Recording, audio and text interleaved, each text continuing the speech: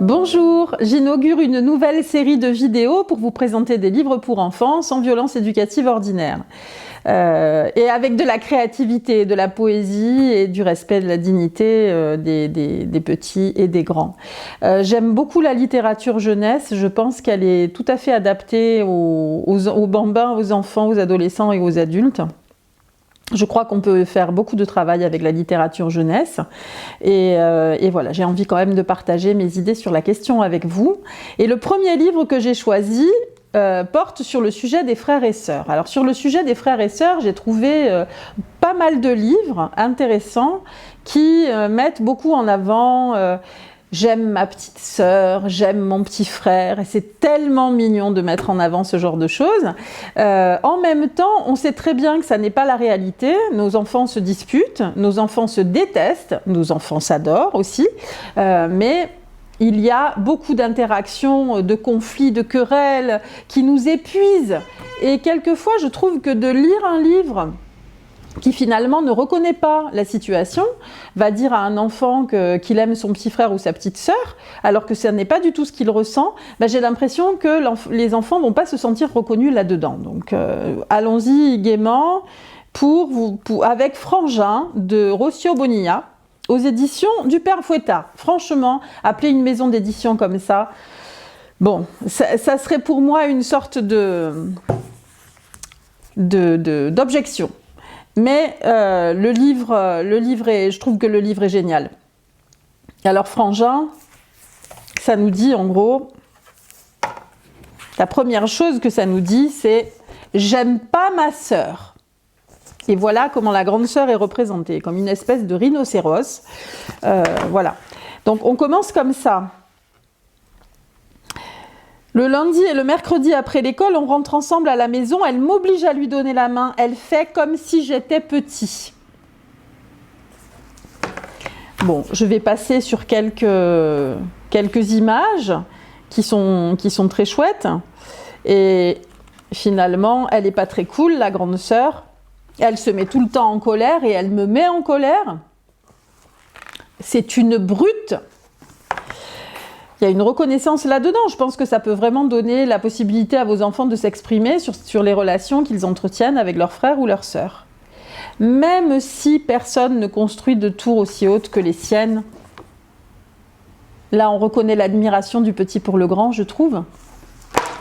Et finalement, bon, il y a aussi des moments où elle me traite comme un grand et elle n'a pas peur du monstre qui vit dans notre chambre. Je ne dévoile pas la fin, mais ce qui est super intéressant, c'est que on va ouvrir le livre dans l'autre sens, et là, on aura le petit frère qui est représenté comme un petit singe, cette fois. Je n'aime pas mon frère.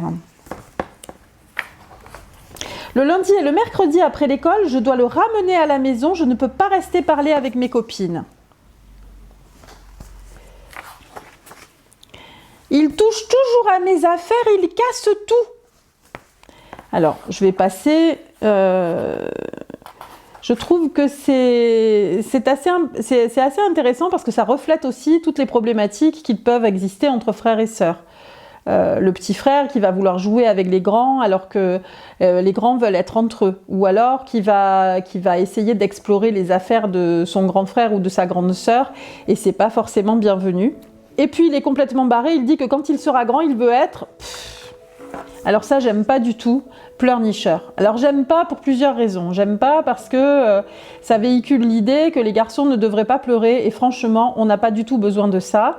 J'aime pas ce mot, ce terme, pleurnicheur, pleurnicher. Je n'aime pas ce qui dévalorise les pleurs. Je trouve que les larmes ont une fonction importante dans notre vie d'enfant et notre vie d'adulte. Alors je vous inviterai plutôt à remplacer ce mot par autre chose ou à coller les deux pages qui sont là parce que finalement elles ne sont pas très heureuses ces pages. Voilà, c'est une considération qui n'est pas très utile. Et la petite fille continue en disant « Même si quand il dégage le terrain, il me manque un peu parce qu'il me fait souvent rire. » Voilà un reflet, et personne n'invente des histoires aussi bien que lui.